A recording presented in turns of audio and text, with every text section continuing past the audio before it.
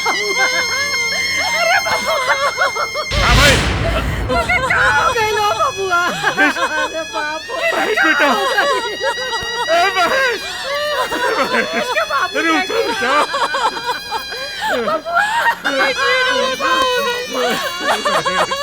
क्या हो गया डोरा के बबुआ? क्या हो गलो क्या हो गए? इनकर एक्सीडेंट हो गया है तो हमने को उठा के ले आयल बनी है।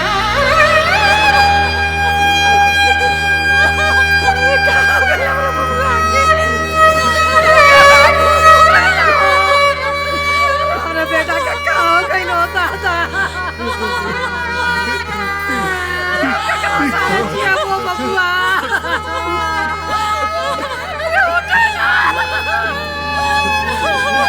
रघुराज ये क्या हो गई?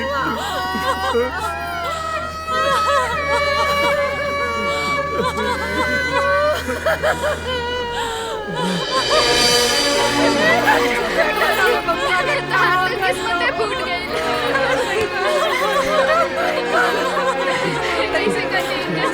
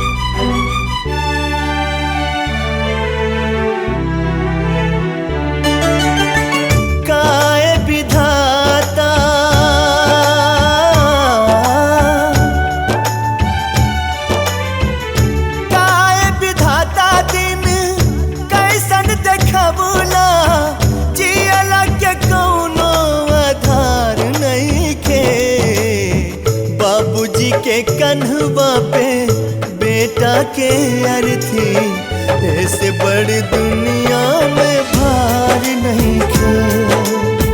बाबूजी के कन्हवा पे बेटा के अर्थी ऐसे बड़ी दुनिया में भार नहीं खे।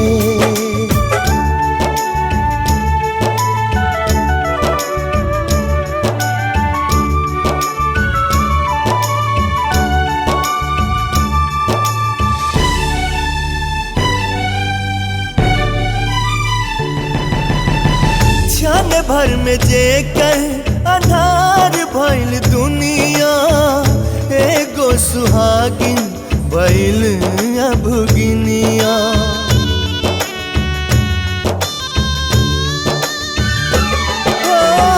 घुट घुट के जी कैसे रही अलोता विपदा के आंधी में उजड़ गई खोता। सहारे के करा सहारे के करा सहारे कौना घाट ना गिनैया मंगिया के सिनुरा सिंगार नहीं के। बाबूजी के कन्हवा पे बेटा के अर्थी ऐसे बड़ी दुनिया में भार नहीं के। बाबूजी के कन्हवा पे बेटा के अर्थी ऐसे बड़ी दुनिया में भार नहीं के।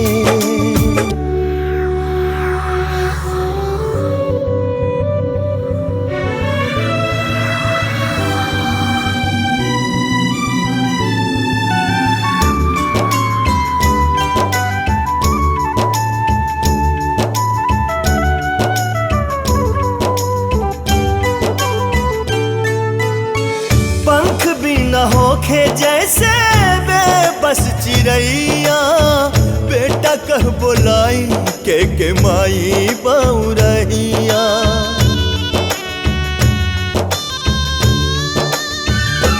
हो धर्म कहेला बेटा देला पिंडदान हो, बापू आज करे बेटा के अग्निदान हो। घेरले जिंदगी में, घेरले जिंदगी में, घेरले जिंदगी में सगरो बन्हरिया। देखला पे कतही उजियार नहीं के, बाबूजी के कन्हवा पे बेटा के अर्थी। ऐसे बड़ दुनिया में भार नहीं के, बाबूजी के कन्हवा पे बेटा के अर्थी। ऐसे बड़ दुनिया में भार नहीं के।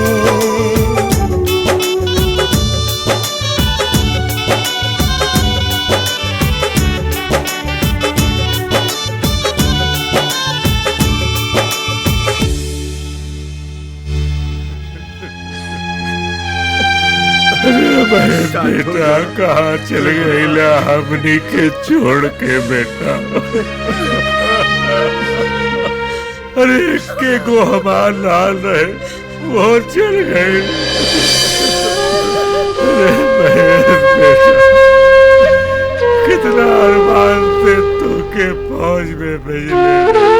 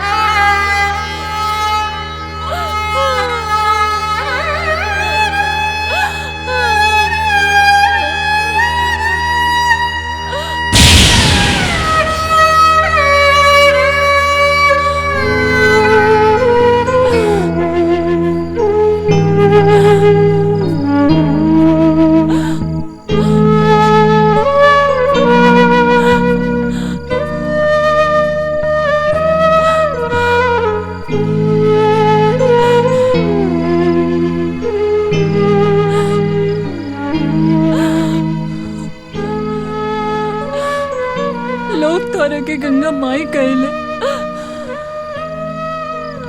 सुनी को के हरा भरा करेले तू, फिर हमरा साथे ना इंसाफी काहे?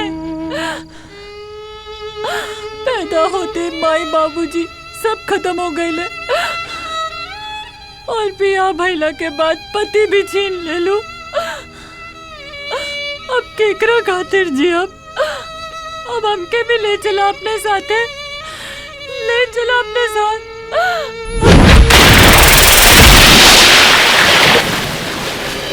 मुनिया आज बड़ा जम के नचले सा। गुरु आज के प्रोग्राम तो कमाल के।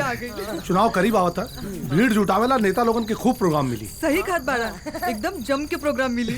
हाँ, लेकिन भैया एक बात ध्यान से सुन लो, आपकी पगार बढ़ा के चाहिए। हाँ हाँ, हमरों के बढ़ा। अरे मिली प्रोग्राम तो होके दे, सबके पगार बढ़ा के मिली। हाँ गोबर भैया, हाँ हमरो पगार बढ़ा के चाहिए, काहे कि हमरो ब्याह करे के बाटे। अच्छा, अरे थोर बिया तो कटरीना कैफ से करवाए। हाँ खूब जमी जोड़ी तोहनी गए, थैंक यू भैया। धूमधाम से बिया हुई। ठीक है, अरे आओ सोन जल्दी आओ। देखते पकड़, हट पर जा।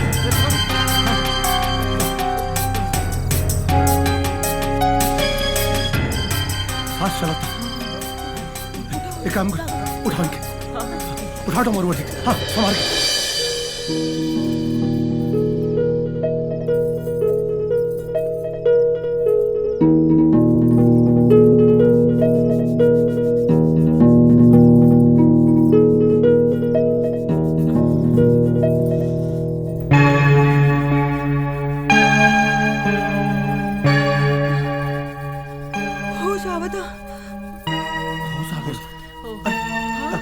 रुका राहुल नाम का पड़ी।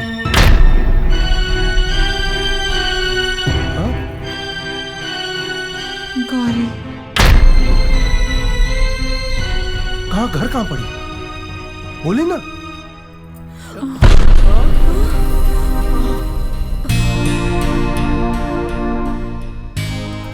फिर से बेहोश हो गई नहीं।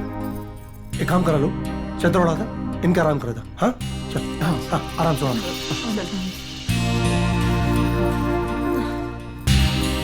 अच्छा तू लोग इनका ख्याल रखिए, हम घरे जाता नहीं। अच्छा चला, ठीक बा, चला लो। आवा चला बुलाकी। हाँ हाँ चला।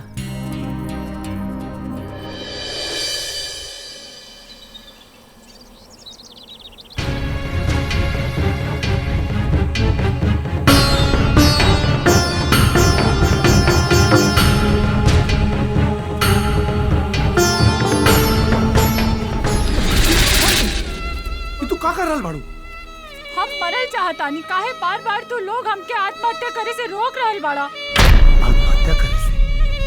एकर मतलब काल तू नदी में आत्महत्या करे खातिर गेल रहलू? हाँ। लेकिन काहे? हमरे पति के मौत हो गई बा, अब हम का करब ई दुनिया में जी के। आराम से ये बताओ कि तू कहाँ करे वाली बाड़ू? हमार घर शिकारपुर बा।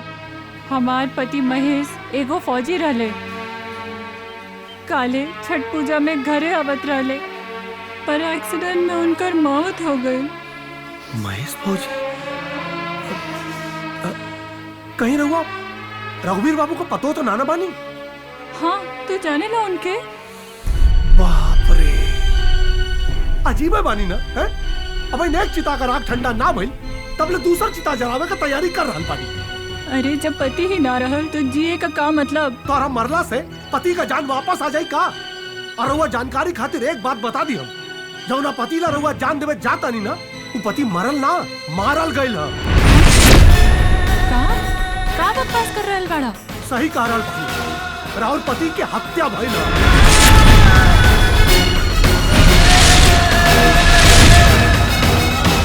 तोहरा के कैसे पता? ओ दिने हमने धर्मपुर से प्रोग्राम करके वापस आवत रहनी। बस बस बस बस भैया यही रोक दो।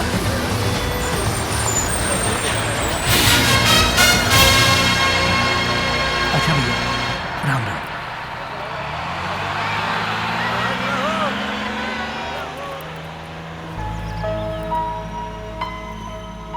चलिए पहले शंकर जी के दर्शन कर ले।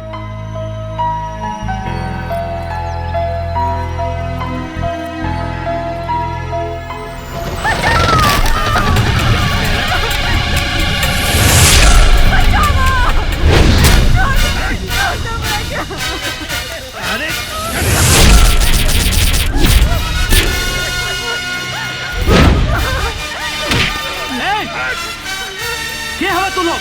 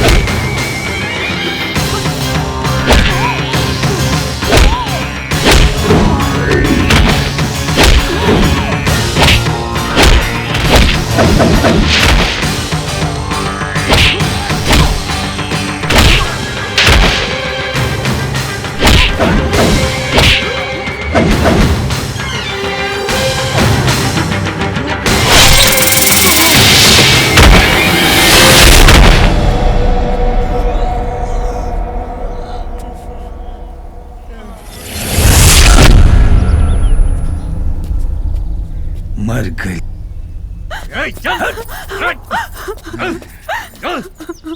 सुन ले, एकरा के एकरा घरे छोड़ के आवसन। कह दिया सन कि एक्सीडेंट में मर गई।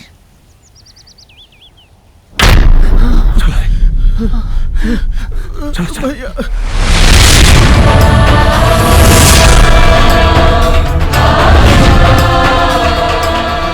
ई बाबा पांडे के हो।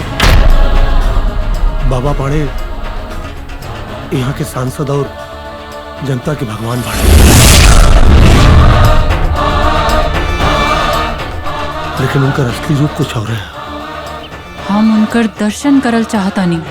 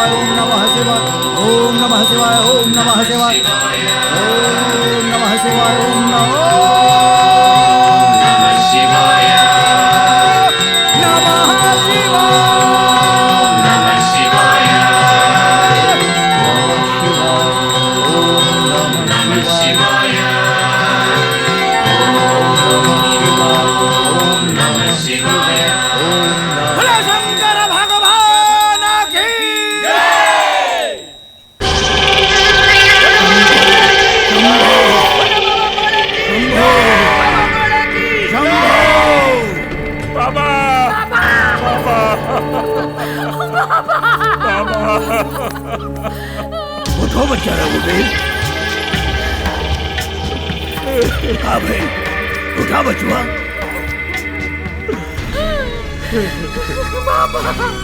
हमार जवान इकलौता बेटा एक्सीडेंट में मर गए बाबा।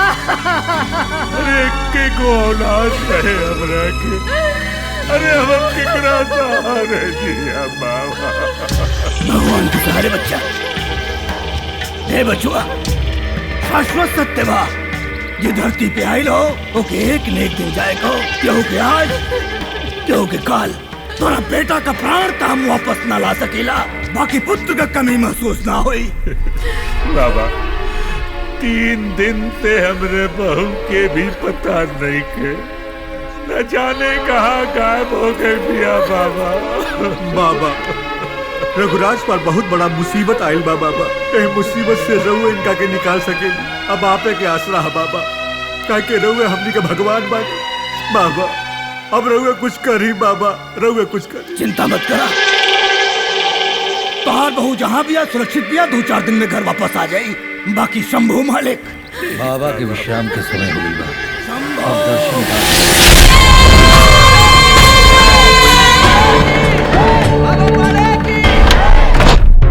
मीना, हम बस इतना जानल चाहतानी कि ओ दिन जब तू बाबा पांडे के पास पहुँच लो तो का देख लो। हम बाबा के असलियत जानल चाहतानी। बाबा पांडे का असलियत जाने वाला आज ले जिंदा ना बचल बा। मीना, एगो औरत एक औरत से फरियाद कर रहल बिया। कहीं बाबा पांडे के पता चल गया था। हम अपन जान दे दहब, पर केहू से कुछ न कहब। ठीक बा। वो दिन जब हम बाबा पांडे के पास गए नी, हमरा के छोड़ दी बाबा। जाको प्रभु दारुण दुख दीना, तामत प्रभु पहले हर लीना। हमरा आश्रम के तो भक्त रहले में ससुरा, ओए आश्रम को खबर बाहर पहुंचावत रहले।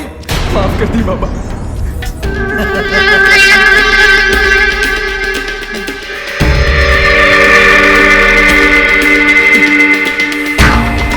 निर्दोष है बाबा, माफ कर दी हमरा के। बाबा बाबा बाबा बाबा हमरा के माफ कर दी बाबा, हम निर्दोष है बाबा। बाबा पांडे के आश्रम के बात ही गर्भगृह से बाहर न जा सकेला, और अगर कोनो रहस्य कोनो राजी गर्भगृह से बाहर गई तो राज बाहर ले जाए वाला आदमी ई धरती बना रहा है।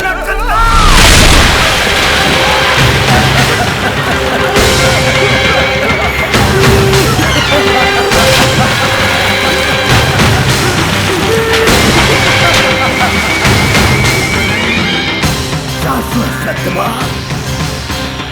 ये धरती पे आए लो, उगरा जाए कबा। शांति शांति शांति। बाबा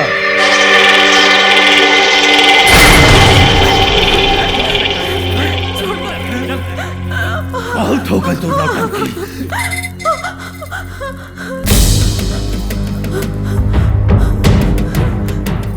सुंदर, अति सुंदर। बाकी तो नहीं कौन भेष बना के आइल बड़े? बाबा एकरा के लियावे के चक्कर में एगो हत्या हो गई है। हत्या ये कर रहे? महेश फौजी के। महेश फौजी मतलब वो रघुवीर का बेटा? हाँ। अरे ससुरा, तो के मालूम होने के रघुवीर हमारा कितना बड़ा भक्त हो, अगर ओकरा शक हो गया तब? चिंता मत करी बाबा, ओकरा हत्या के एक्सीडेंट बता देले बनी। ठीक है, प्रभु के जवन मर्जी। शाश्वत सत्यवाज धरती पे आए लो, ओके एक न एक दिन त जाए कहो। भगवान ओकरा आत्मा के शांति दे। बाबा बाबा हम कुछ ना देखनी बाबा, बाबा हमरा के बख्श दी बाबा, हमरा के जाय दी बाबा। तो हर जगह पैर में ना हृदय में बा। हसीना के माथे पे पसीना अच्छा ना लगेला। आइए शयन कक्ष में चलते हैं हमारे। आइए डरिए मत। झूठ, सरासर झूठ। गौरी तुहार बाबा के खिलाफ बोलल कौनो बात पे सच्चाई नहीं है। काहे कि बाबा हमनी खातिर खाली एगो नेता नहीं खान, भगवान भी बड़े। और हमनी अपन भगवान के खिलाफ कौनो बुराई बर्दाश्त ना करी ले। बहू, तहार पहली गलती ई कि तू 4 दिन से घर से गायब बाड़ू, और दूसर सबसे बड़ गलती ई कि तू बाबा के खिलाफ अब सब बोल रहल बाड़ू। अरे काहे का बहू, अरे कुलटा हिया, डायन हिया। पैदा होते अपने माई बाबू का खा गई,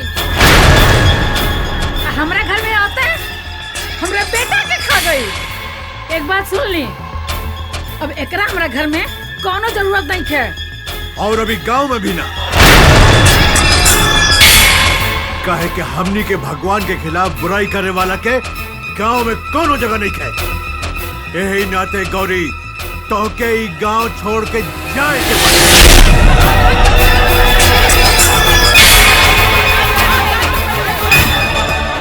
हाँ चल जाई। तोहन लोगन पागल हो गइल बाड़ा, वो हत्यारा के भगवान बना रहल बाड़ा। अब हम चुप ना बैठब। जा रहल बानी थाना में बाबा के खिलाफ रिपोर्ट लिखवावे।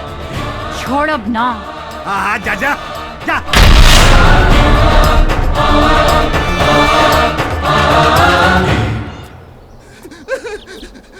बोल चोरी का माल कहाँ बा? बोल बोल बोल।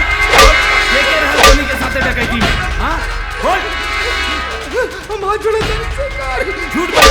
बोल के रहल तोरे साथे में। बोल बोल। ना बताइए, ना बताइए। बोल बे, बोल।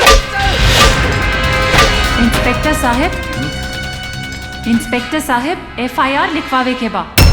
बोली केकरे नाम के? बाबा पाणे के खिलाफ। का बोले हैं? बाबा पाणे के खिलाफ। कौना जुर्म में? हमरा फौजी पति के हत्या के जुर्म में। ते का कर रहल बाड़े? तोरा के मालूम बा? हमरा अच्छी तरह से मालूम बा। अब तोहरा के पता चल जाओ, यही नाते FIR लिखावे आइल बानी। जितना जल्दी हो सके भाग जो यहाँ से। नाता अगर औरत ना रहते ना तो उल्टा लटका के पिटती तोरा के। पिटी ही के बात है बाबा पाणे जैसे शैतान के उल्टा लटका के पीटी। बाबा के भेष में वो बलात्कार और हत्या कर रहल बा। ए, भाग भाग जल्दी यहाँ से, ना तो हमारा हाथ उठ जाई। FIR लिखवा कि ना? बिल्कुल ना। चल भाग यहाँ से, ना तो ठोक दे। चल निकल।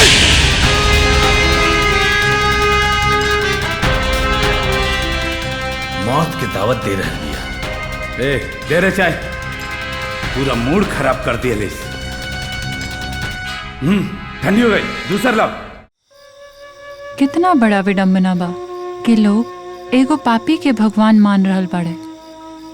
यही के कलयुग कहल जाला मैडम जी। ई कलयुग में सच्चाई खत्म हो चुकल बा। ना ऐसा ना। जहाँ ये नगरी में रावण है वहाँ राम के भी अंश जरूर हो। ई सब किताबी बात बा। ई पापियन के बीच ई जन्म में हमरा इंसाफ ना मिल सकेला। अब हमरे पास आत्महत्या करे के अलावा कोनो रास्ता नहीं खे। अरे बार बार आत्महत्या का कहे नहीं रहुआ है? का आत्महत्या का बात करेंगे? आत्महत्या कहला से का हो जाई? राउर नाम थोड़ा अक्षर से लिखा जाए है? अरे 13वें दिन लोग पूरी सब्जी खा के बुला जाएंगे। मैडम जी आत्महत्या कायर लोग करे न। अरे मरे के तो एक दिन सबके बा, लेकिन मरे से पहले कुछ ऐसा कर जाए कि दुनिया याद रखे। बाबा पाणे से अपने पति के मौत का बदला ली। काहे के रहुआ के मन में मौत का खौफ नहीं खे। अब बाबा पाणे जैसे शैतान के वह मार सकेला जेकरा मन में मौत का खौफ न होके। अकेला चना भाड़ ना फोड़ सकेला। ऐसा ना हा। अरे देश के बर्बाद करे वालन का नाम अगर लिखल जाए ना मैडम इतना मोट किताब भर जाए, लेकिन आजादी दिलाने वालन का नाम अंगूरी में गिनल जा सकेला, अंगूरी में। अरे क्रांति हमेशा भूखा नंगा मजबूर और मजदूर लोग लेके आइल बाड़े। जगर पेट भरल रहेला ना वो क्रांति ना लेके आवेला। मैडम लड़ जाए बाबा के खिलाफ चुनाव में। देखिए जनता का कहा, जनता का स्वभाव तो पानी नियन होला, पता ना कब क्या रुख हो जाए। देखिए मैडम, अगर रउआ चुनाव जीत गई नहीं ना बाबा के खिलाफ, तब बाबा का मौत तो निश्चित था। और अगर हार गई नहीं तो इतिहास याद रखी कि एक औरत अपना पति के मौत का बदला लेने में शहीद हो गई। मैडम अब सोची मत, लड़ जाए चुनाव में मैडम। लाखों गौरी के विधवा होके से बचा ली मैडम, लड़ जाए चुनाव में।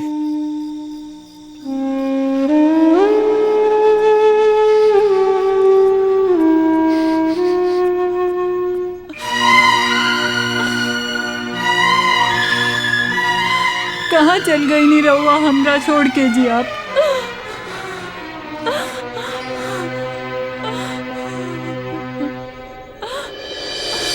गौरी,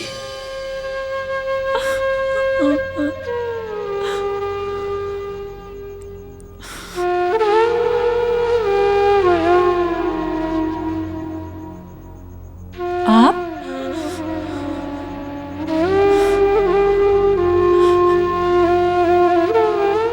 गोबर सही कह रहल बा। उ पापी के विनाश करे खातिर तो के चुनाव लड़े के बा। हाँ गौरी, काहे कि जब तक उ मरी ना तब तक हमरे आत्मा की शांति ना मिली।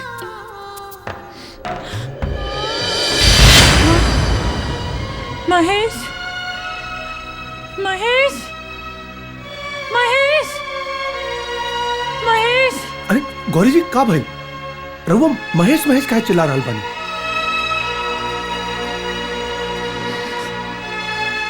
गोबर, अब हम चुनाव जरूर लड़ब। जब तक बाबा पांडे के साम्राज्य ना खत्म हो जाए तब तक चैन से ना बैठब। बाबा पांडे के मौत हमरा पति की सबसे बड़ी श्रद्धांजलि हुई।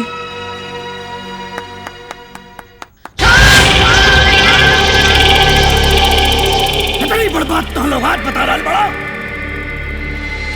उस असली घूम घूम के हमारे बारे में प्रचार कर रहा है क्योंकि पति का हत्या करो ले बनी। वो तब जब ससुराल चुनाव खोपड़ी बना चढ़ा बा।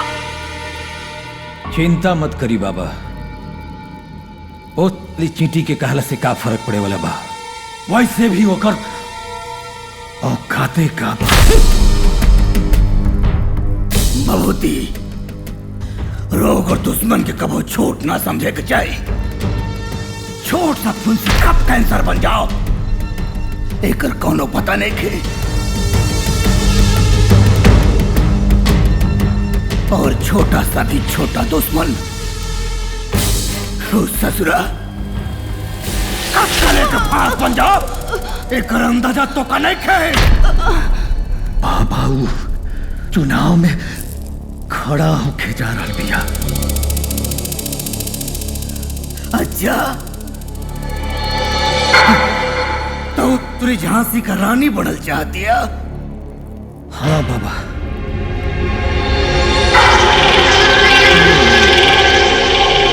वैसे आजकल कहाँ और केकरा साथे रहती है? गोबरा नौटंकी वाला के घर में रहती है।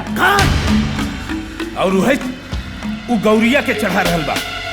हमारा चुनाव प्रचार में नौटंकी करके भीड़ इकट्ठा करे वाले ससुरा कुत्ता गोबरा के दांत निकल आई।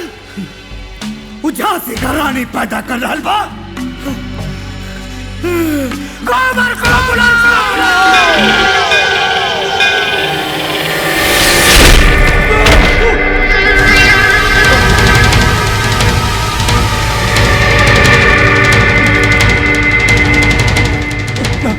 माफ कर दिया हमरा के। झांसी के रानी का निर्माण कर रहल बाड़े। गौरी देवी के अपना घर में रख के बोल बोल देना था इतना मारब तो कि खून खून नजर आई। अब तो हिम्मत कैसे बैले, तो हिम्मत कैसे बैल हमारे बारे में झाड़ू गुले वाली के अपने घर में शरण देवे के? हाँ बोल। गलती हो गई। सुन ले, ना बोल भी ना तो मगरमच्छ करने वाला बना दे। गलती हो गई बाबा, माफ कर दी, माफ कर दी। गलती हो गई बाबा। गलती हो गई तो थे तोरा मालूम नहीं थे कि बाबा के दरबार में माफी नहीं थे, मिलेला तो खाली मौत। हाँ बोल। ए बाबूजी, जी बाबा। राज मार मार मार के मुंह देख।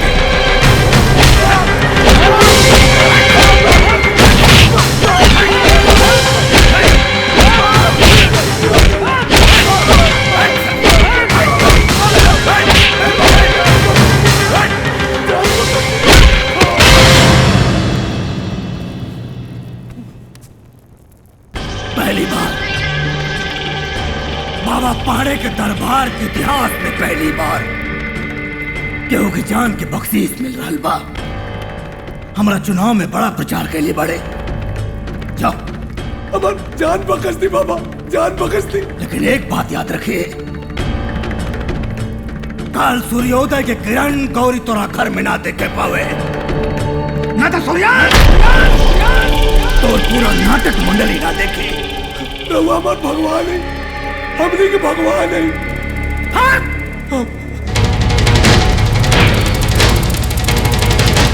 चल भाग भाग।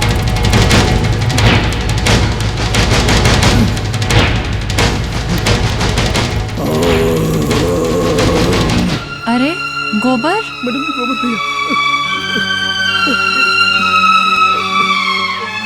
भैया ये क्या हो गई?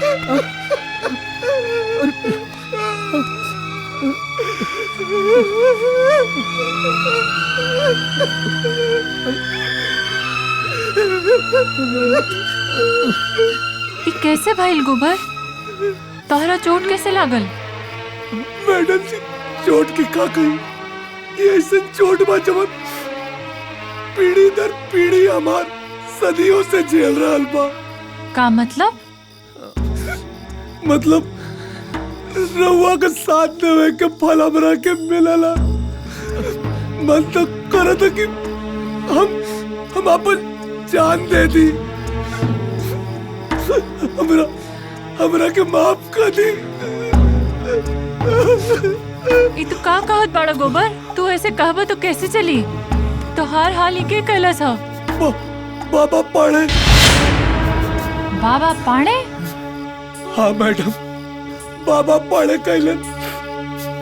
हाँ मैडम, हमरा के धमकी मिलला कि काल सूर्योदय होते अगर हम रहुआ के अपना घर से ना निकलनी था तो हमरे साथ साथ हमरे पूरे परिवार के बाबा पाड़े का आदमी जान से मार दिया।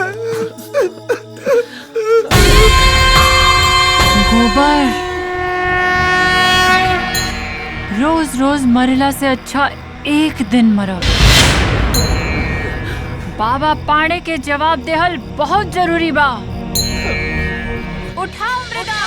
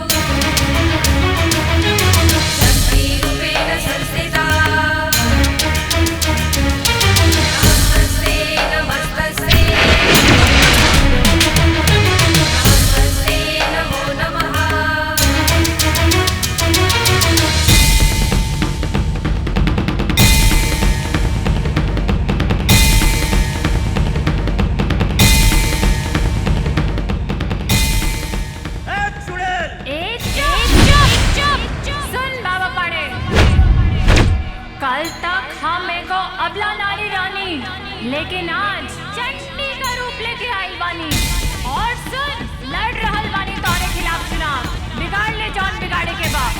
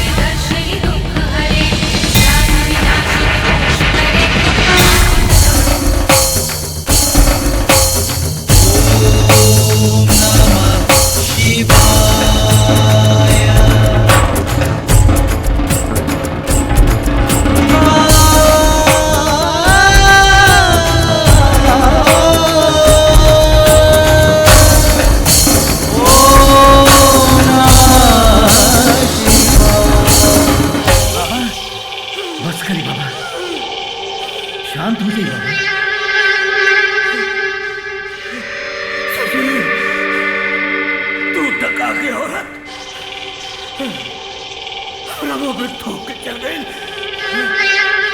अगर जनता हमारा के भगवान ना मानत हो तो संभव के सौगंध बस पकड़ देती करा के। बाबा अब शांत हो जाइए बाबा।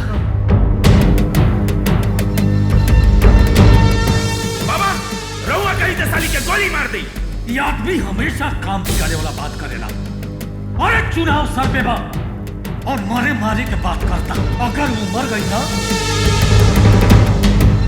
तब बाबा बदनाम हो जाई और जनता की अगर शक हो जाई अगर ये कुर्सी हाथ से।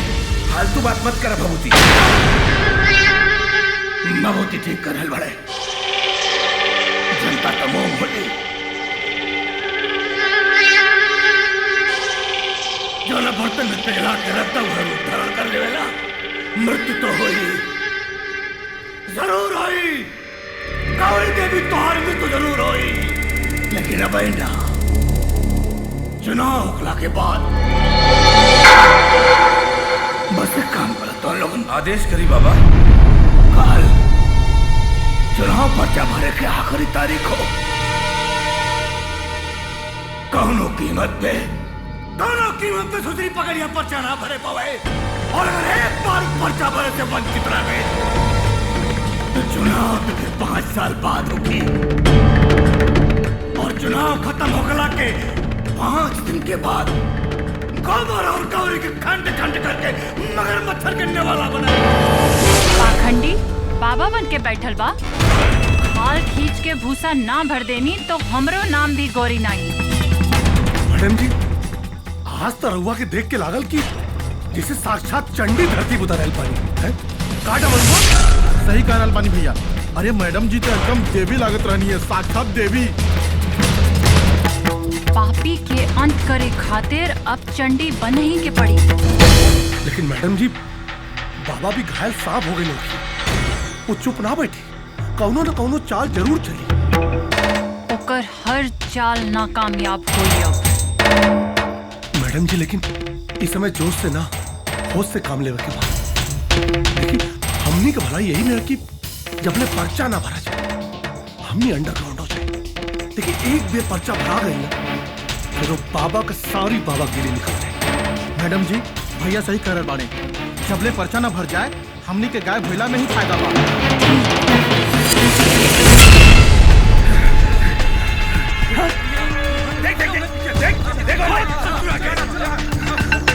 भभूति जी घर में तो ताला बंद बा। लगा भाग गेले।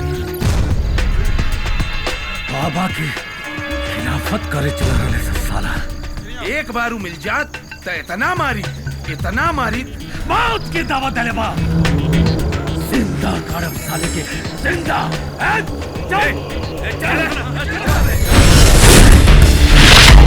देखा सब छोटा सा साले के।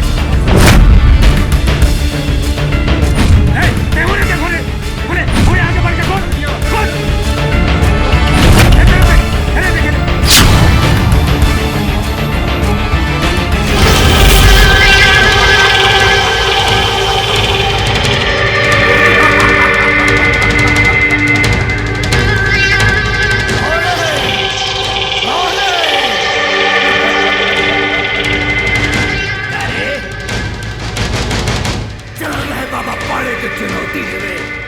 का चुनौती दे रहुआ के बाद ओखरा के अपना चुनौती में बंद करके खैनी में डाल के खा जाए। बाबा पूरा इलाका छान भरनी, कहीं पता ना चला लोखनी के। पूरा नाटक मंडली मौत के भय से कहीं दूर भाग गए। काल पर्चा दाखिला बा। हुजूम में से निकले के चाहिए कि आवाज दिल्ली तक पहुंचे। जी बाबा। भगवती एक बात का ख्याल रखिया, जनता में हमारी छवि को साफ सुथरी नेता के बाद लोग हमरा के भगवान माने ले। हमारा छवि में दाग ना लगे के चाहिए, न तो खाल खींचे में टाइम ना लगे। बाबा पढ़े की जय, बाबा पढ़े की जय, बाबा पढ़े की जय।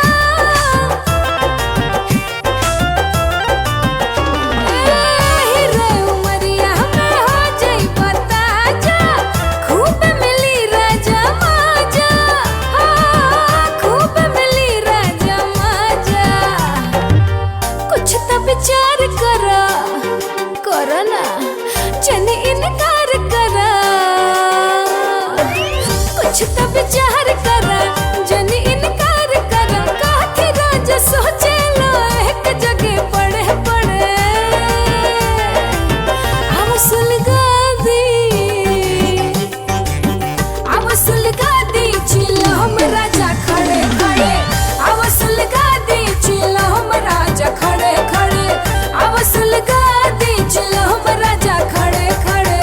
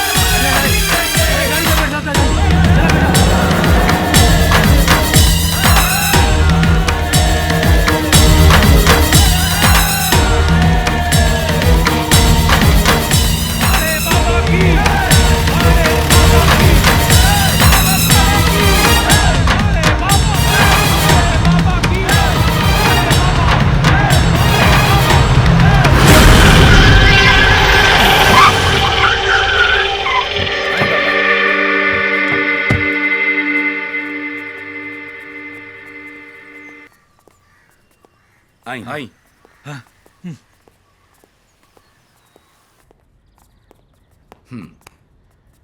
बाबा जी प्रणाम। शंभू शंभू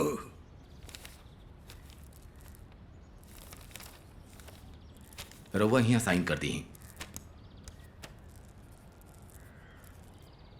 जीत के एडवांस में बधाई हो। शंभू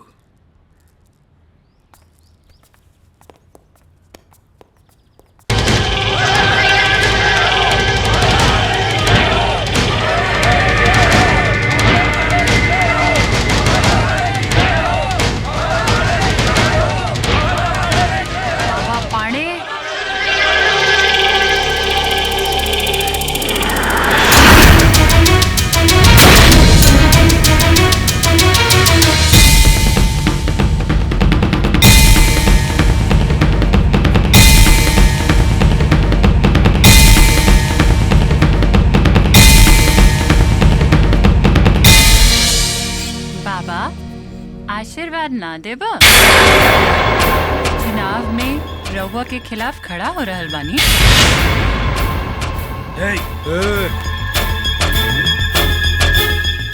मुंह मीठा करी। बाबा क्या जी व्रत बा। तूफान से पहले बहुत शांति होला। तूफान आ चुकल बा, बच के रहिया। हमारे जीत की बुनियाद तूफानों ने रखी है। कलेजा मजबूत कर लो बाबा अपनी हार देखने की। शरीर पे पड़ल एक एक जख्म का हिसाब देवे की बात। शांति शंभू शंभू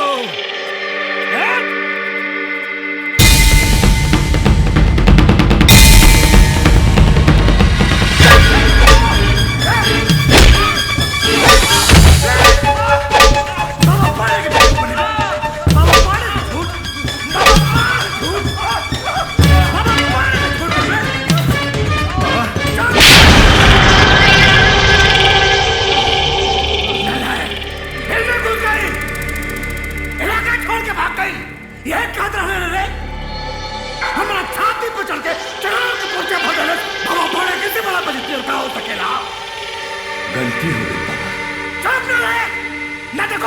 बाबा। बाबा कहाँ कहाँ ना ढूंढ ली, पता न कौन बिल में छुपल रहल। बाबा जाता नहीं, एक एक के गोली मार के आवता। हम डले होकर हत्या करके बाबा पाड़े की मुसीबत बढ़ाना चाहता ना। अब तो चंडाल को तब तक जिंदा रखने के बाद कि जब तक चुनाव न खत्म हो जाओ। अब जनता यह सोची कि बाबा पाड़े हार के डर से प्रत्याशी के हत्या करवा दे। कुछ भी होके विजय बाबा पाड़े की हुई। विजय के तिलक बाबा पाड़े के जन्म सिद्ध अधिकार पाओ। बाबा वही होगी जवन रहुआ चाहता नहीं। शराब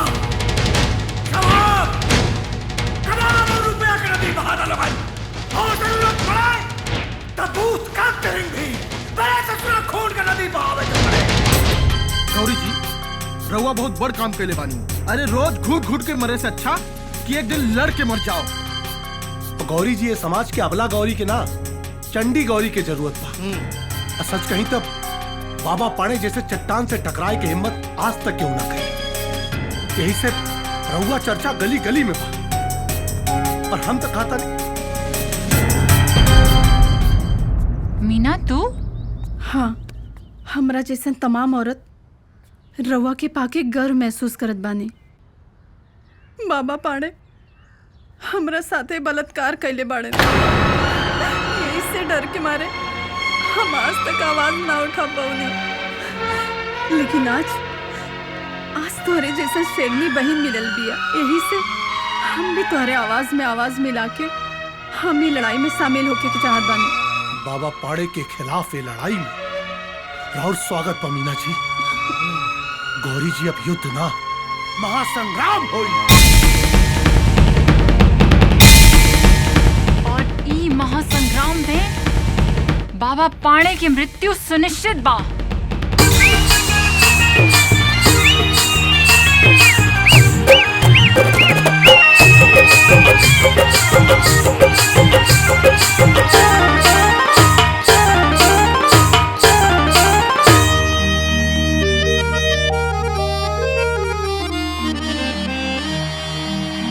नाम गौरी सिंह के ऐसन हवे सजनो, आग के आग पानी के पानी हई। जे कहेली उकर के देखा देवेली, वक्त पर लाप झांसी के रानी हई। केहू नेता बने चाहे मंत्री बने, कुर्सी मिले ला पब्लिक के सहयोग से। जे भी सुख दुख के साथी हाँ आपन उहे, ऐसन नेता भी मिले ला संयोग से। दोस्तों दिल थाम कर बैठ जाइए। अब आपके सामने गौरी देवी के सम्मान में नृत्य पेश करने आ रही हैं बनारस की सुबह, लखनऊ की शाम, कुमारी संगीता फ्रॉम कलकत्ता। झुलनिया तर दबाई के, झुलनिया तर दबाई के, झुलनिया तर दबाई के, झुलनिया तर दबाई के, झुलनिया तर दबाई के, झुलनिया तर दबाई के। 900 गुंडा मर गइल झुलनिया तर दबाई के, 900 गुंडा मर गइले झुलनिया तर दबाई के, 900 गुंडा मर गइले।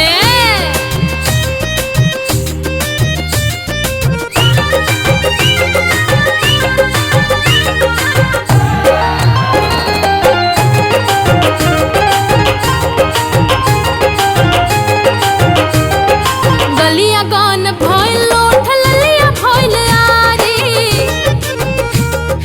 मारला कजारवा करजवा में कटारी। गलिया गन भइल लोठ ललिया भइल आरी, मारला कजारवा करजवा में कटारी। आग कइनी के तना के जोड़ी हम सुंघाई के, जोड़ी हम सुंघाई के। 900 गुंडा मर गइल झुलनिया तर दबाई के, 900 गुंडा मर गइले झुलनिया तर दबाई के, 900 गुंडा मर गइले।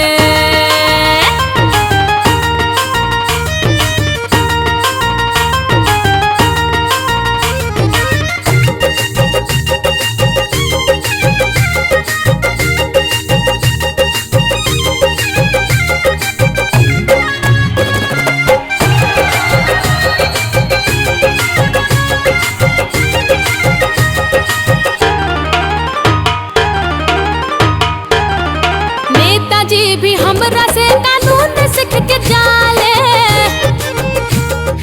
केतना जने के वर्द खूंटी पर टंगाले। नेताजी भी हमरा से कानून सीख के जाले, केतना जने के वर्द खूंटी पर टंगाले। बड़ बड़ मंत्री गिर गइल गुंडा मर गहिल झुलनिया दर दबाई के 900 गुंडा मर गहिल झुलनिया दर दबाई के 900 गुंडा मर गइले।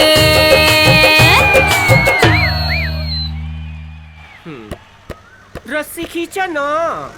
अरे खींचा। ए डमरू, हाँ बाबू थैला ले, अब बाजार जाके कुछ सामान लिया।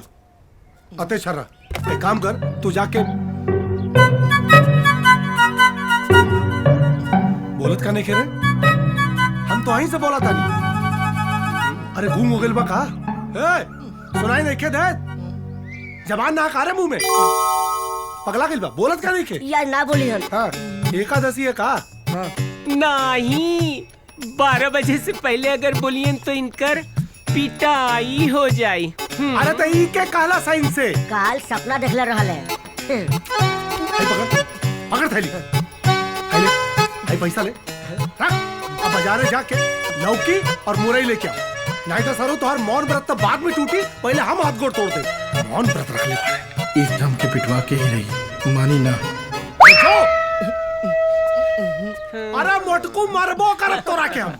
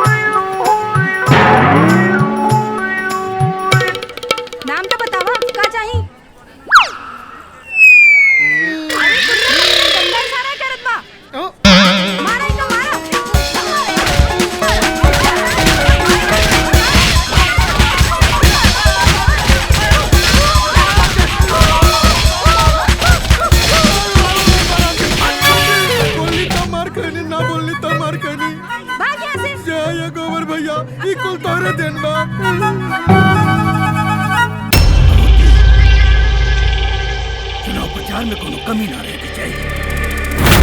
हर ग्राम सभा में हर प्रधान की 1-1 लाख रुपया दे दिल बनी। बहुत अच्छे। कोनो गली, कोनो मोहल्ला, कोनो चौराहा, कोनो बाजार, कोनो गांव बचे के ना चाहिए। यहाँ हमार फोटो ना लगे, हमार पोस्टर ना लगे। सब जगह रोगे दिखत नहीं बाबा। गोबर, सारा इलाका बाबा पानी के पोस्टर से भर गइल बा। हमनी के पास तो इतना पैसा नहीं खे।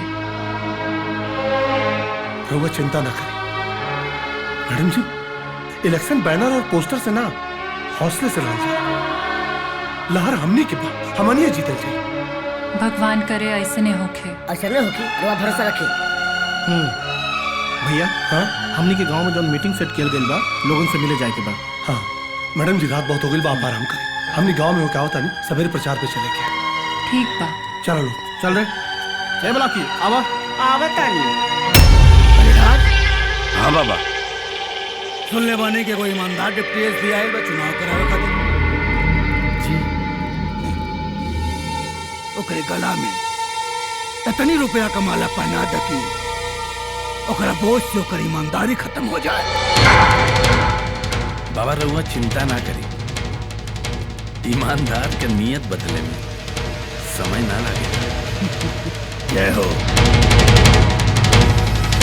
जय हो, जय भोले।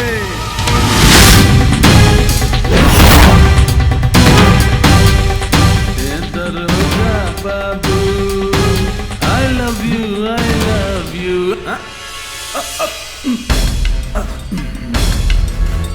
जैन सर। गजराज, थाना और क्षेत्र के बारे में बहुत गड़बड़ी सुनी है। अब तक जौन भी कुछ इस थाना में भरी, आगे से ना होके चाहिए। ओके सर। ये थाना बहुत संवेदनशील बा, चुनाव में कुछ गड़बड़ी ना होके चाहिए।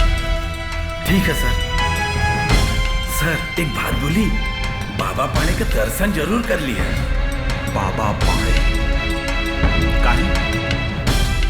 बाबा पाड़े भगवान का वो तो जनता उनके भगवान मानेली। गजराज, जनता हो, जनता के अपन काम करे, तू अपन काम संभाला। और रहल बात बाबा पाड़े का, तो करो हिसाब किताबों के बहुत जल्द।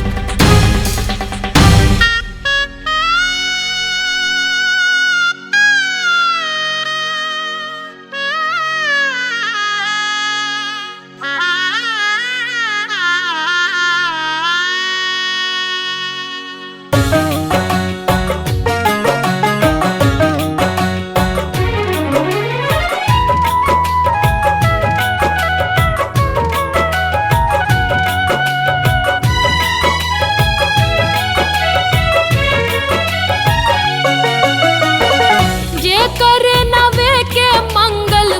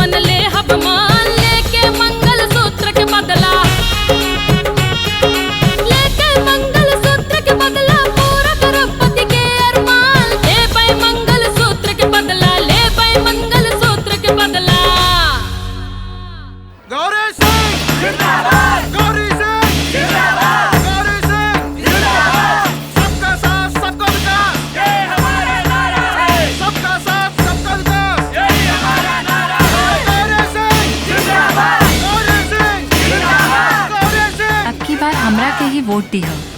औरत के सम्मान में कोनो कमी ना आई। औरतन के विकास खातिर चाची गौरी देवी के ही वोट दी। हमारा आशीर्वाद। हाँ, चाची वोट देवे आवर क्या सबके।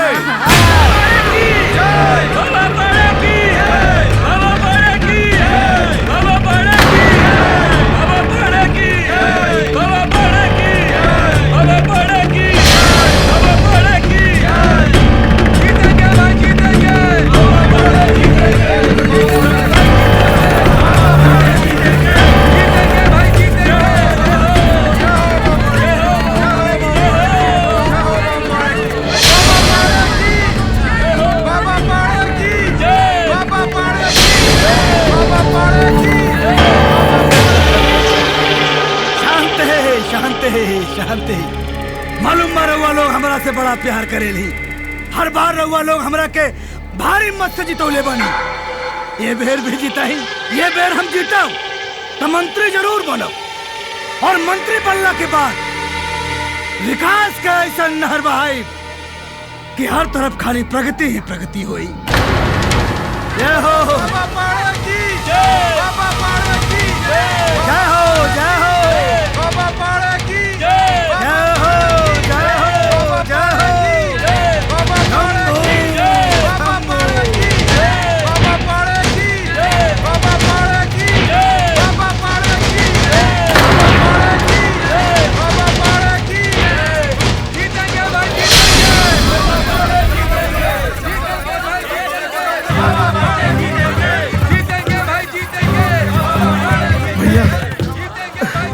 जनता हमनी के साथ बा। खाकर शिकस्त कोशिशें हर बार करेंगे, दुश्मन भी साजिशें हजार करेंगे। तुम हाथ मत बढ़ाओ, केवल दुआ करो। ये आग का दरिया हम खुद ही पार करेंगे। मैडम जी, ये लोग बाबा के समर्थक ना बढ़े, बाबा से भयभीत बढ़े। रउआ चिंता न करें, जीत हमनिए के हुई। काडमरू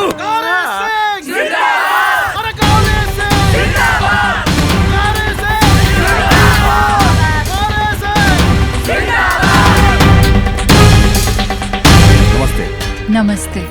हम हैं यहाँ के नया डीएसपी विक्रांत सिंह। रउआ लोग चिंता मत करें, हम आप लोगों के साथ बानी। हमारा के सब पता चल गई बा कि का सही बा और का गलत। थैंक यू सर।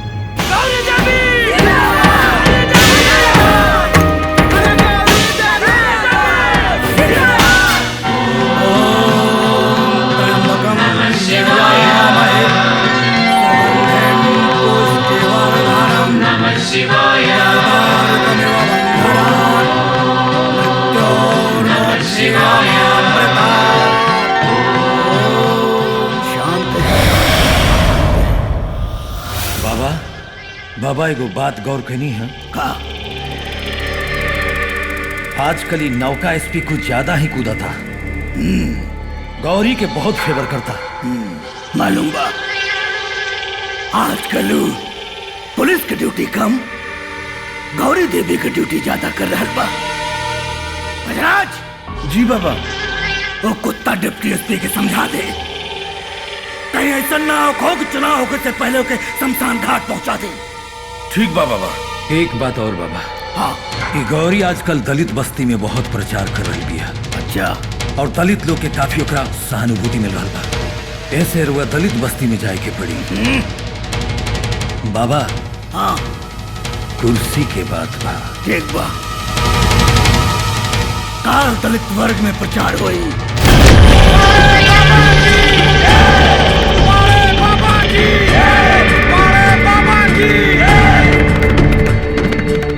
कैसे पानी रहुआ लो?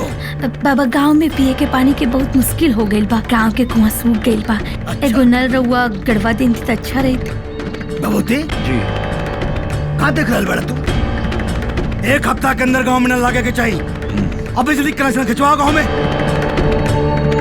चिंता न करी, हो जाए। ठीक बा। बाकी ये गौरी आजकल हमारे बारे में बड़ा गलत प्रचार कर रहा बिया। घूम घूम कर रहुआ लोग से कहती है कि हम ऊंच नीच पे फर्क करी ले। तो हम लोगों ने कैसा लागेला कि हम ऊंच नीच पे फर्क करी ला? हम पुजारी आदमी रउआ लोगन के आशीर्वाद दे पूजा करे करे अलावा आज तक कब हो छोट बड़ा में ऊंच नीच में फर्क कहीं नहीं। ना ना ना बाबा ना। पगला गेल बिया, सोच समझ के वोट दिया लोगन। ठीक ठीक बा। ये लड़का लोगन के अच्छा कपड़ा, अच्छा खाना, स्कूल सारा व्यवस्था होके के चाहिए। ये बेर हम चुनाव जीतब तो मंत्री जरूर बनो। ये मेरी सारी व्यवस्था हो जाएगी। लड़का देश के भविष्य होले। आजा बेटा। ये बच्चे ही तो देश के भविष्य हैं।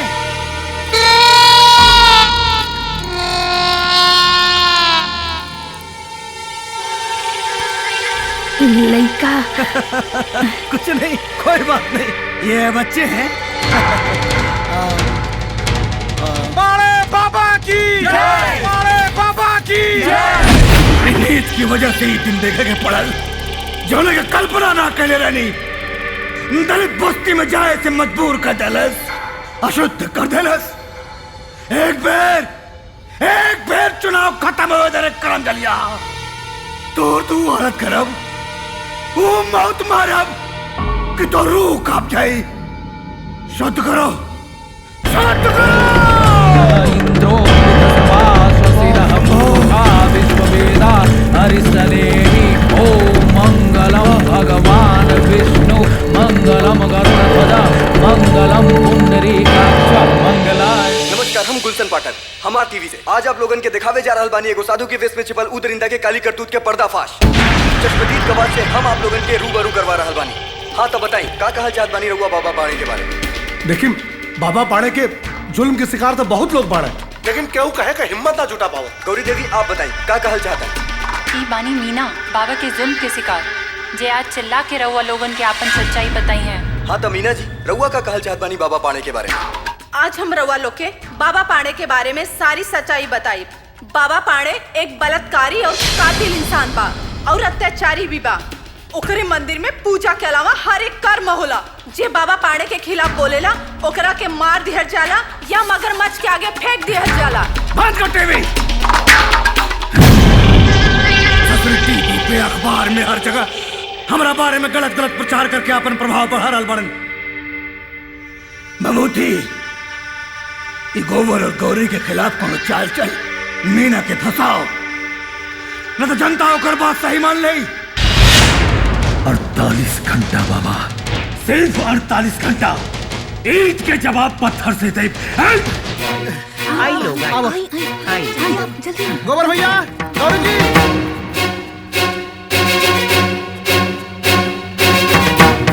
ई लोग के हा?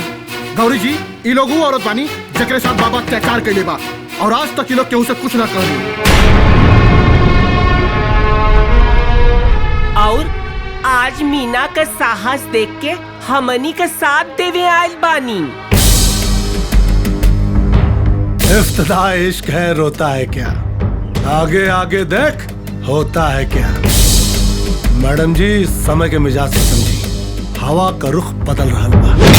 ठीक कहत बाड़ा गोबर, बाबा के पाप के घड़ा अब भर चुकल बा। अब घड़ा फूटे में समय ना लगे।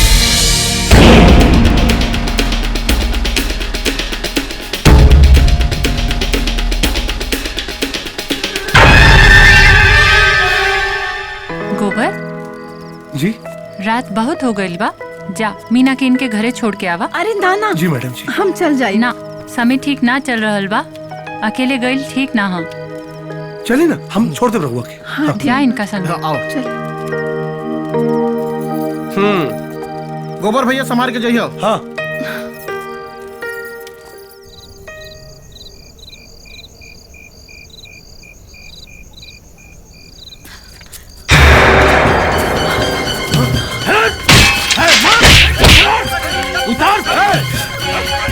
छोड़िए छोड़ दे।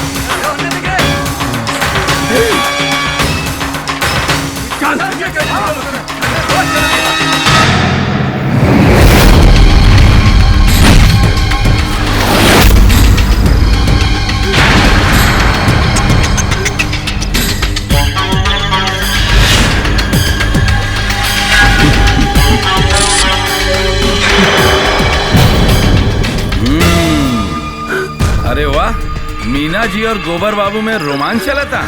दरोगा जी, कुछ गुंडा हमने के पीछा करते हैं और मारे कभी कोशिश कहीं ना हो। हाँ दरोगा साहब, वो हमारी इज्जत लेवे की कोशिश कर लेना। चल साड़ी पहन ले, पकड़, थाने चल, तब बताओ तनी सच्चाई का बा। थाने का सच्चाई तो हम रहुआ के बता देनी ना, फिर थाने का चुप छिनेरा, यहाँ जंगल में मंगल कर रहल बाड़े मीना जी के साथ है बड़का। चल थाना में, फिर बताओ तानी तो के। अब तो ये खबर पूरे अखबार में छपी।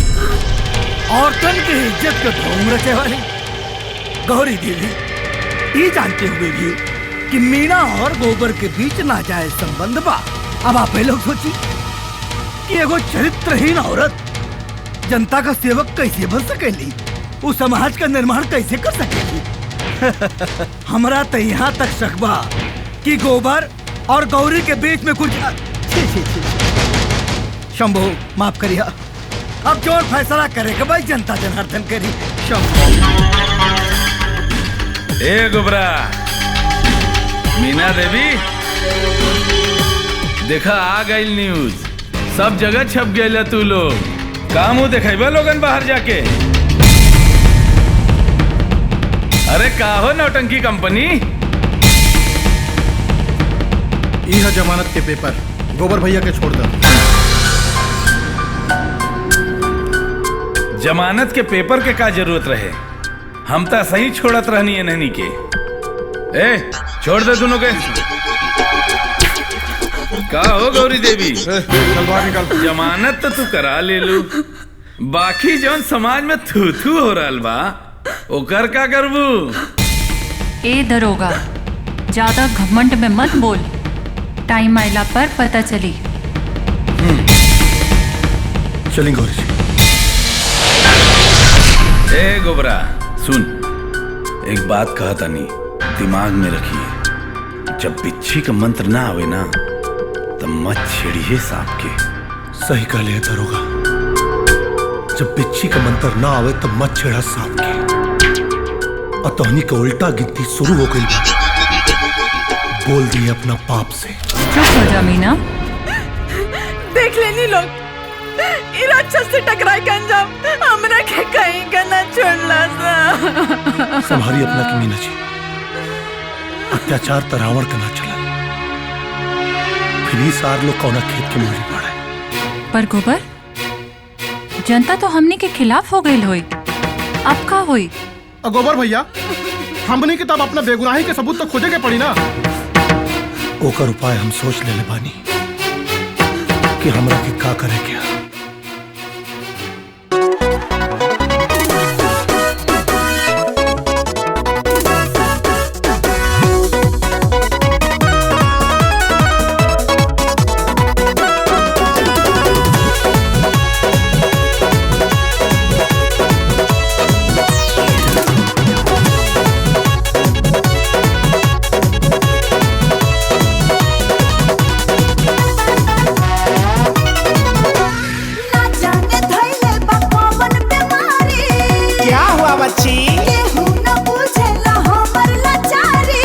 ऐसी क्या बात है?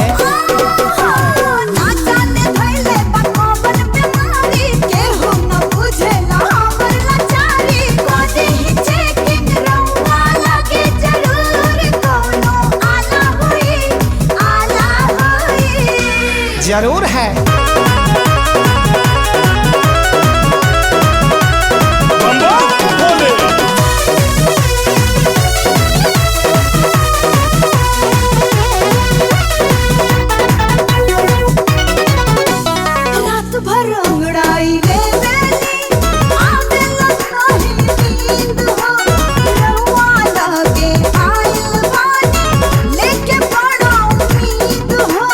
श्रद्धा पूरा हो जाएगा।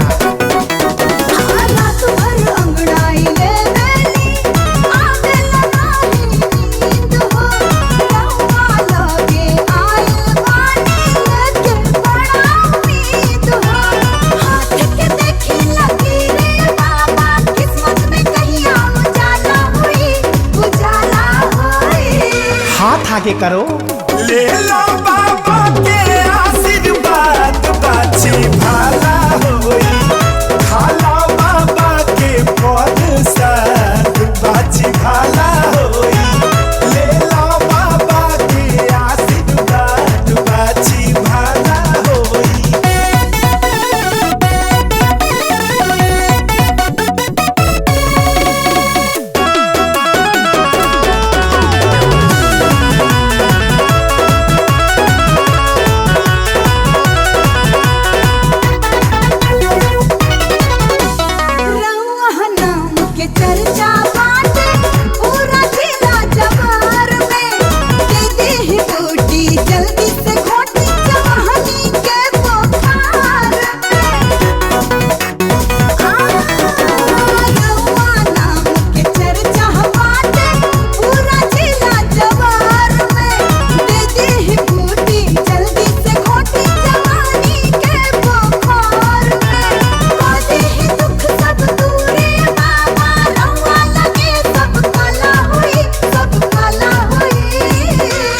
कला है बच्चा। ले लो बाबा के आशीर्वाद बाची भाला होई, खाला बाबा के पद साथ बाची भाला होई। ले लो बाबा के आशीर्वाद बाची भाला होई।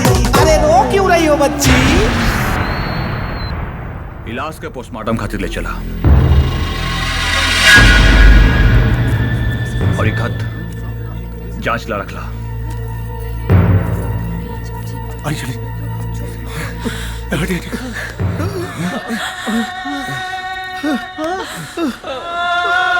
मीना, मीना उठा ना।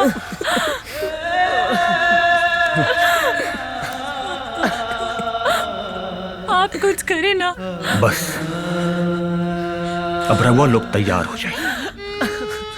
मीना का कातिल बच ना पाई, बहुत हो गई।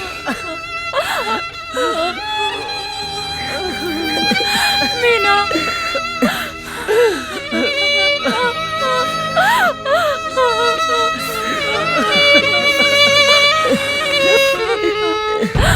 ना गोबर, हम हार गए नहीं हम हार गए नहीं। मैडम संभाल, संभाल, सुधार, आराम। हाँ, बेहोश हो गई नहीं है।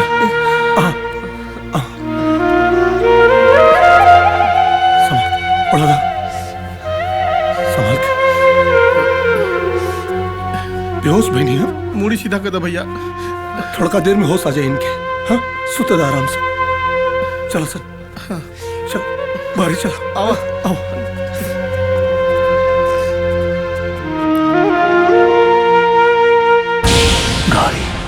तू हिम्मत हार दे तो हमार का हुई।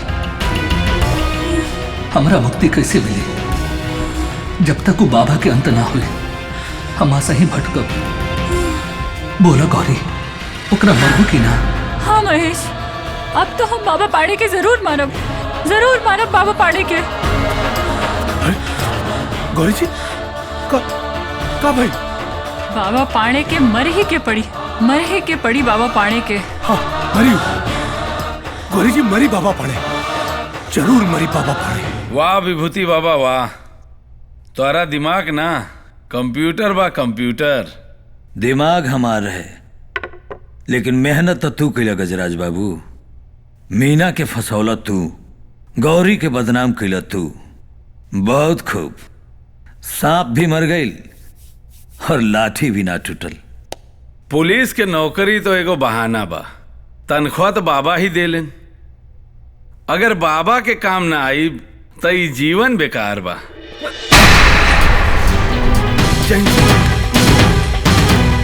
वाह इंस्पेक्टर वाह, भारत देश का एगो पुलिस ऑफिसर बाबा का कुत्ता बन के जुत्ता चाटता। सर वर्दी पहन के वर्दी के अपमान मत कर। थप्पड़ तोरा बहुत महंगा पड़ी, बहुत महंगा। थप्पड़ थप्पड़ हमरा के ना तोरा के और तोर बाबा के महंगा पड़े।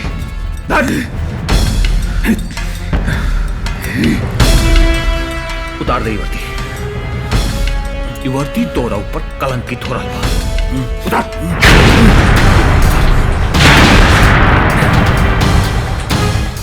अपन बुढ़िया बिस्तर बांध ले, काहे कि तोरा के सस्पेंड कर रहा बानी और कल गौरी के पास जा रहा बानी।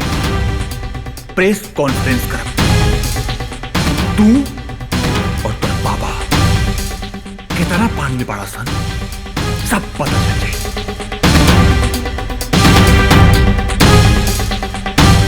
आगे नहीं इला कैमरा एमे बाबा पांडे के खिलाफ पूरा कर्मकांड सूट भइल बा। बहुत बढ़िया मुनिया, बहुत बढ़िया भाई। अब साहब आप आगो बढ़।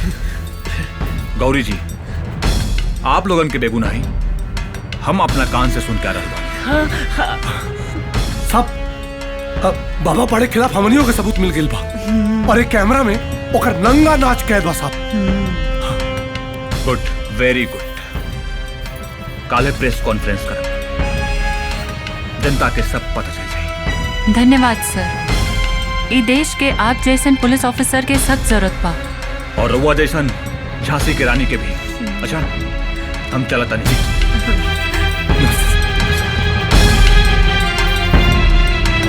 खामोश मिजाजी हमें जीने नहीं देगी। इस दौर में जीना है तो कोहराम मचा।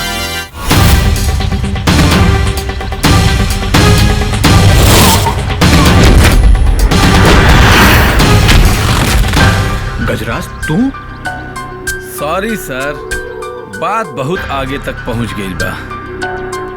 रउआ का जियल बाबा खातिर और हमरा खातिर भी बड़ा खतरनाक बा।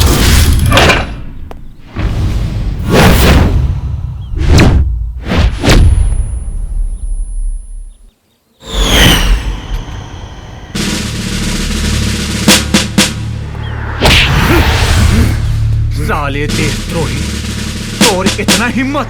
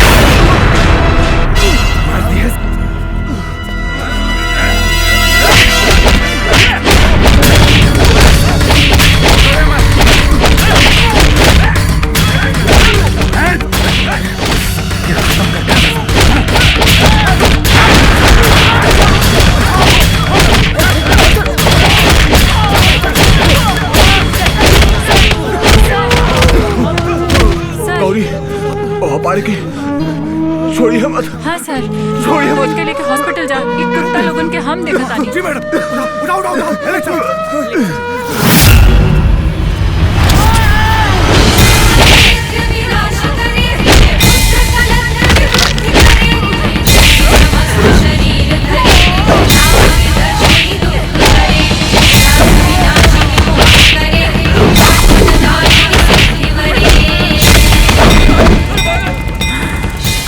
करना पड़ा तो लोगन अंत करा तो मैं गोली मार दी। अरे ससुरे, अगर डिप्टी एसपी हॉस्पिटल में बयान दे दे साहब,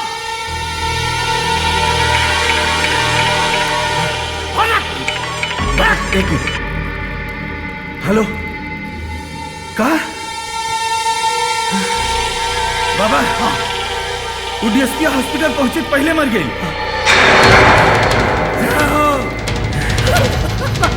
जय हो शाश्वत सतवा ये धरती पे आए हो ओके जाए कुमा शांति शांति शांति। देखो अब समय आ गई बा। अगर औरत इनके सुरक्षा चाहिए बहन तो गौरी जी के साथ देवे के पड़ी। ठीक है सही बात। ठीक है हाँ, सही बात है ना।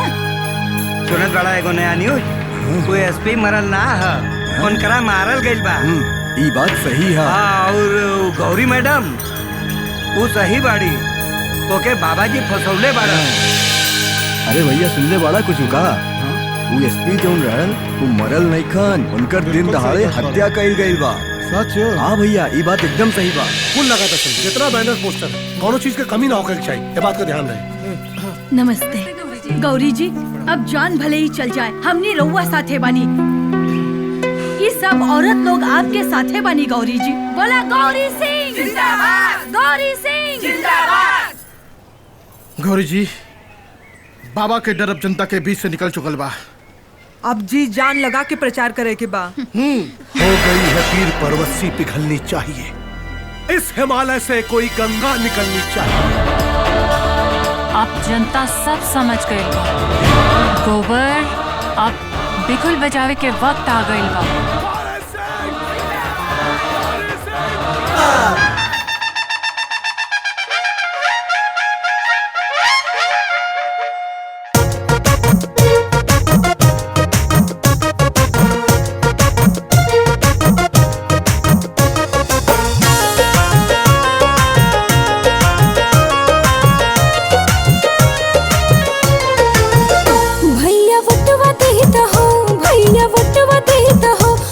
सबके खाली पिटवा भैया बटवा देता हो।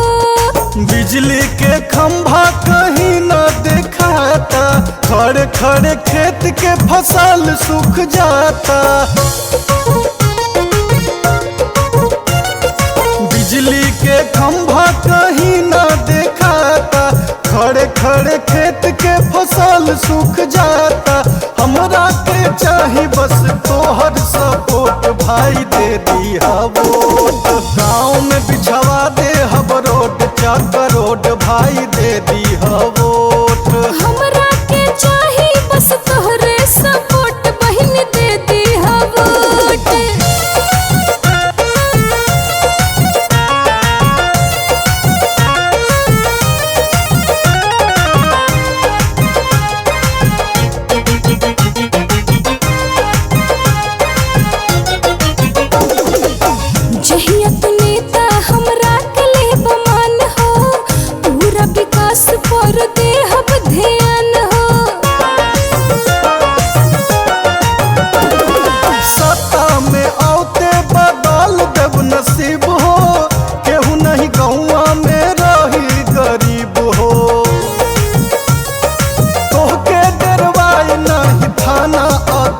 भाई दे दिया वोट। हमरा के चाही बस तोहर सपोर्ट भाई दे दिया वोट। गाँव में बिछवा दे हब रोड चक रोड भाई दे दिया वोट।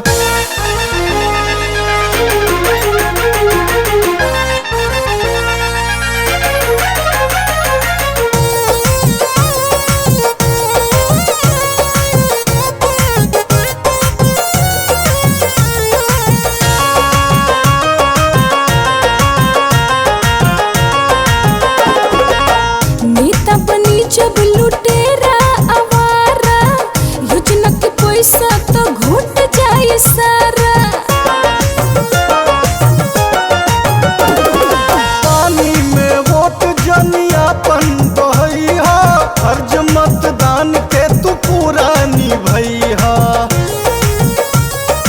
अपना आगे बुझियू त तोहरा के छोट बड़ा कीमती है वोट। ठीक ठाक आदमी के करिया सपोर्ट भाई दे दिया वोट। ठीक ठाक आदमी के करिया सपोर्ट भैया दे दिया वोट।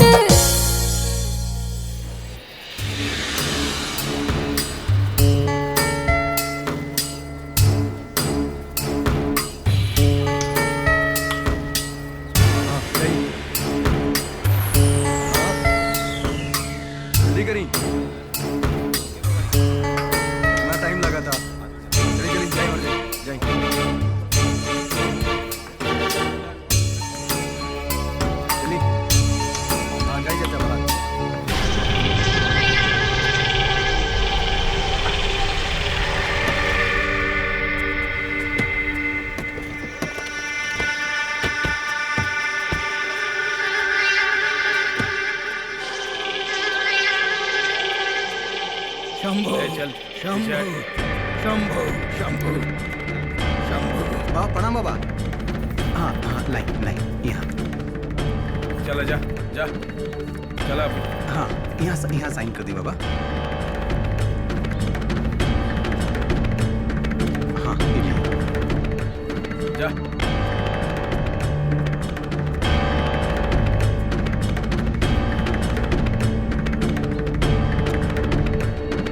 शंभो प्रणाम शंभो शंभो शंभो शंभो।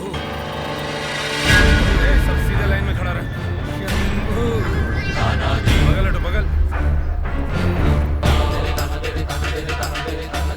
आशीर्वाद नहीं देवा बाबा। आशीर्वाद की जरूरत अब बाबा के मैडम। शांति।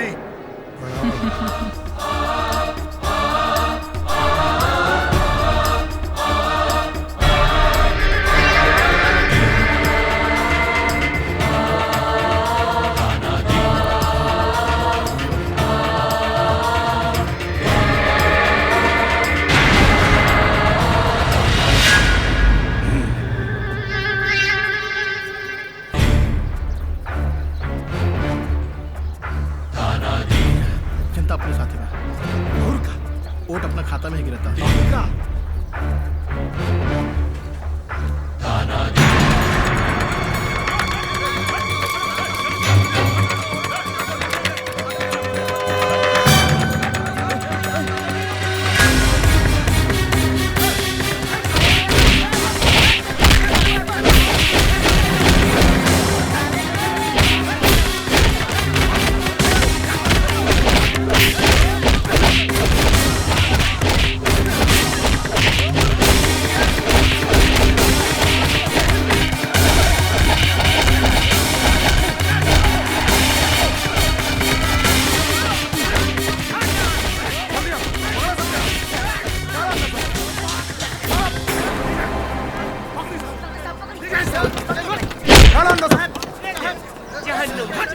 आप लोग चिंता मत करिए, वोट बिल्कुल सही पड़ेगा। शांति रखिए। मैडम मेरे रहते बूथ कैप्चर नहीं होगा। आप लोग निश्चित होकर जाइए। नमस्कार। ठीक है जाइए। हाँ जाइए। धन्यवाद साहब। नमस्कार, मैं दिनेश कुमार और आप देख रहे हैं हमार टीवी। और आप लोगों को जिस घड़ी का इंतजार था वो घड़ी आ चुकी है। पूर्वी चंपारण सीट की गिनती शुरू हो चुकी है और जो ताजा तरीन रुझान हमें प्राप्त हो रहे हैं, इस सीट पे सीधे सीधे मुकाबला है बाबा पांडे और गौरी सिंह के बीच।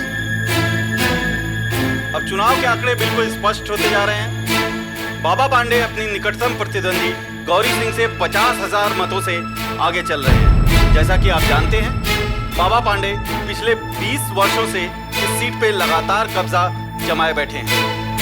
बाबा पांडे को इस सीट से हराना मुश्किल ही नहीं, नामुमकिन है। अभी अभी जो जानकारी हमें मिल रही है उसके अनुसार बाबा पांडे 1.5 लाख मतों से आगे चल रहे हैं। और ऐसा कयास लगाया जा रहा था और लोगों का यह आकलन था कि गौरी सिंह बाबा पांडे को एक अच्छी टक्कर दे पाएंगे। पर जो अभी रुझान दिखाई दे रहे हैं उनके अनुसार गौरी सिंह इस मुकाबले में काफी पीछे छूट चुकी हैं। और ऐसा आगे भी लगता है कि बाबा पांडे अपना पिछला ही रिकॉर्ड तोड़ेंगे और भारी मतों से जीत दर्ज कराएंगे।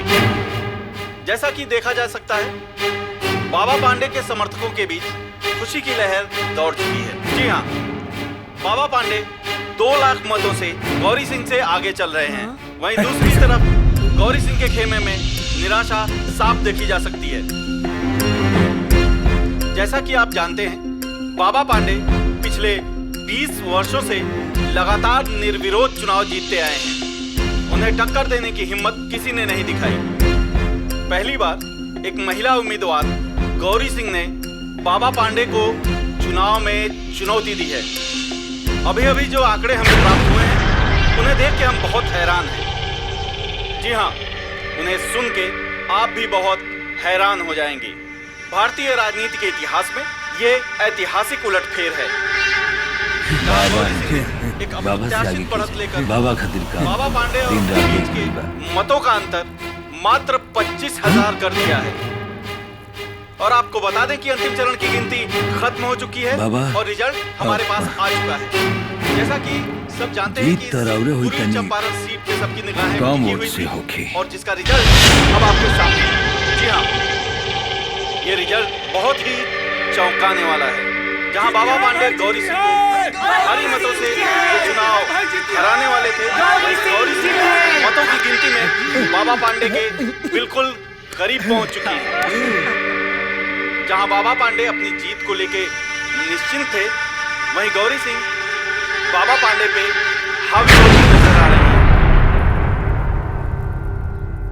जी हाँ, गौरी सिंह ने एक नया इतिहास रचते हुए सारे आंकड़ों को फेल कर दिया है और साथ ही चुनावी पंडितों के अनुमान को भी गलत साबित कर दिया है। गौरी सिंह ने बाबा पांडे को 50,000 मतों से यह चुनाव हरा दिया है।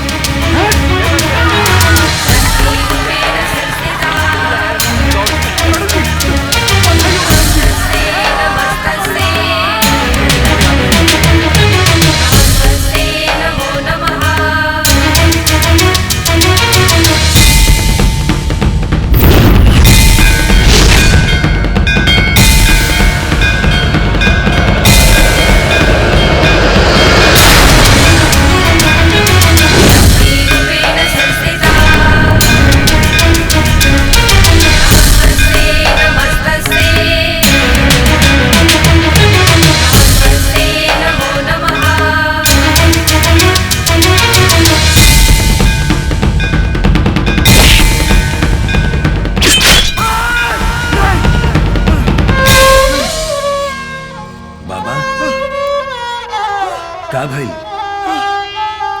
बहुत ही ब्रह्म मुहूर्त में सपना देखनिया। गौरी हमके त्रिशूल से बात करत रहिया। सुनत हरा ई पटाखा का आवाज सुनत हरा। जीत के जश्न मनावल जा रहा बा। बाबा, सपना कबो सच ना होला बाबा। ना बहुत ही 20 साल से हम यहाँ के सांसद बानी। इतना आसानी से हम अपन कुर्सी ना लेवे थे। मृत्यु हमार ना होई, मृत्यु गौरी का होई। कल गौरी के सम्मान समारोह की तैयारी करा। हम अपना हाथ से होकर सम्मान करब। सम्मान करते वक्त भीड़ में से क्यों के गोली मारी? गोली के मारी? हम मारे बाबा। जेल हो सकेला, कोनो बात नहीं के बाबा। जान जा सकेला। रौरा खातिर जान हाजिर बा बाबा। जय हो, जय हो। शाश्वत सत्य बा जे धरती पे आयल हो तो के जाए के बा। जेल होई तो तोहार जमानत होई और मृत्यु होई तो मुक्ति मिली बच्चा। बाकी तोरे लड़का बच्चा खातिन बाबा बड़े बाबूती सम्मान समारोह की तैयारी किया जाए।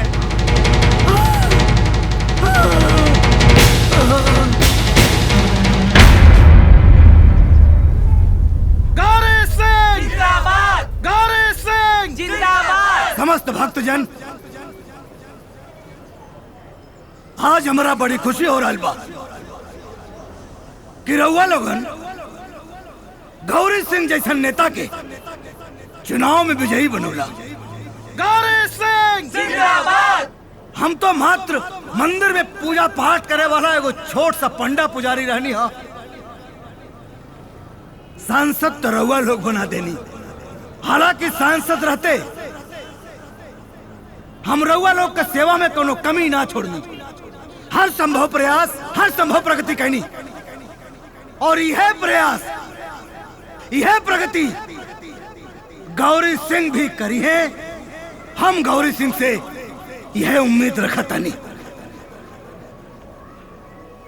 रहल बात हमार, अब तो दिन रात मंदिर में पूजा करब और रउआ लोगन के भलाई खातिर काम ना करब। हम गौरी सिंह का तुलना झांसी के रानी से कर रहल बानी और खुशी के साथ हम उनके मंच पर आमंत्रित कर रहल बानी, कैसे कि हम उनका सम्मान करना चाहते हैं। गौरी जी कृपया आप मंच पर आइए।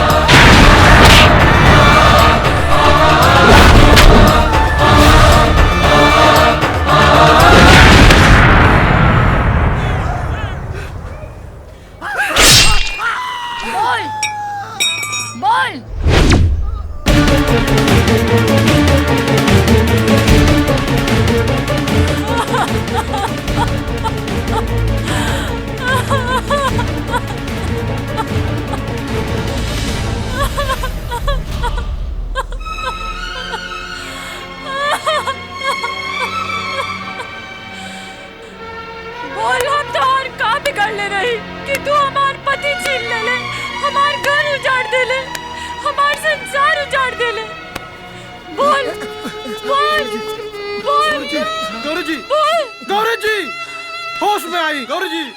मर गई बाबा पांडे, मर गई बाबा, होश में आई, होश में आई, मर गई कमीना बाबा पांडे, मर गई।